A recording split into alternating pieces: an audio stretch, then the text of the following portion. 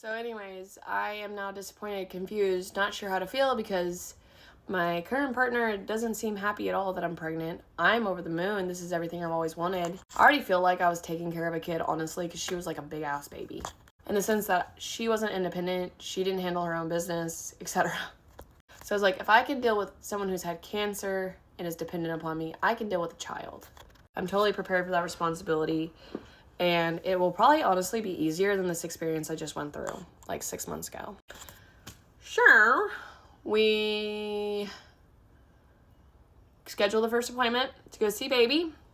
And we have the 6-week appointment. And I start to tell my friends that I'm pregnant and my family. And they all have questions, clearly, because I'm a young 22-year-old who's pregnant and with a girl. So I start explaining how I came to this decision and all of that. Mind you, also, just for context, part of the contract was that Zach had to go get tested and make sure he was completely healthy, blood-wise, STD panels, all of that. So that was covered prior and part of the contract, which I still have the contract. I just saw it when we were moving, and it was kind of crazy. So anyways, all that to be said, we go to the first appointment, and my first partner is with me. This sounds so messy. And they're kind of reserved and quiet, and I'm just like over the moon, excited. I'm crying when I see the baby at first. They don't have a reaction at all. And things start to feel weird in my mind and body about this whole situation with them. And it wasn't until I caught them texting my friends back, which they would often take my phone and look through it because they still accused me of cheating a lot, even after I proved that I was loyal and always going to be there for them. I caught them texting my friends back and deleting texts that I lied and I wasn't actually pregnant. And I remember confronting them and being like, don't you think in 9 months you're gonna look kind of silly doing that? That's kind of weird that you would do that. Like, a baby is going to be born. We just had the first appointment. It exists. We saw the heartbeat. Like, what are you doing? That's weird. And now my friends think I'm a liar. And I had to like double down and text them back and be like, here's my ultrasound. And it was just really freaky. And fights intensified between us. They weren't like super strong after their cancer or anything, but they had some weight on me. They like to say that there was no possible way that they were strong enough to do these things that I'm about to talk about next. But I'm going to tell you that it would take a lot for me. It took a lot for me to uproot myself from that situation and start a completely new life as a single parent, knowing that I would have to do it all alone despite what I thought I was signing up for. So we start fighting and arguing a lot. And I think, thinking back now, looking at it, I'm thinking maybe they were trying to purposefully cause me to have another miscarriage, and they thought if they stressed me out enough, because I had pointed out that they were stressing me out a lot with the last time, the chemical pregnancy. So I think they thought if they stressed me out enough, they could cause another miscarriage. One day we got in the fight and the old toxic ways came crashing back really bad. And this was the first time I had really seen them show up again. I don't remember what we were fighting about, but I was telling them if they couldn't get their shit together, we weren't going to be able to raise this baby together because all the shit they were doing was super weird. And I was like, you need to figure out your life. You can't just bum around forever. You've got to do something. And it's not just because a baby's coming, but you got to do something. Figure out what you want to do. I always tell my friends, family, anybody, like, figure out what you want to do if they're not doing nothing, which is crazy coming from me. But I have a lot of hobbies. Whatever.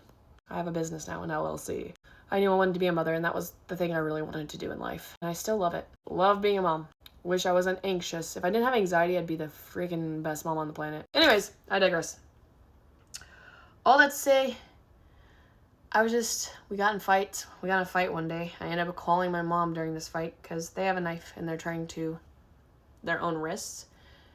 And in this altercation, I'm trying to grab it, and it now becomes a dangerous thing to where they're trying to grab it from me, and it's pointed at my stomach, and I'm like fighting for this object that could hurt somebody, and they're being so careless, and I'm reminding them that I'm pregnant, and they're still not caring that they could accidentally hurt me or the baby. Eventually, I'm just like, I'm calling my mom, screaming into the phone, help me. She's trying to herself, help me.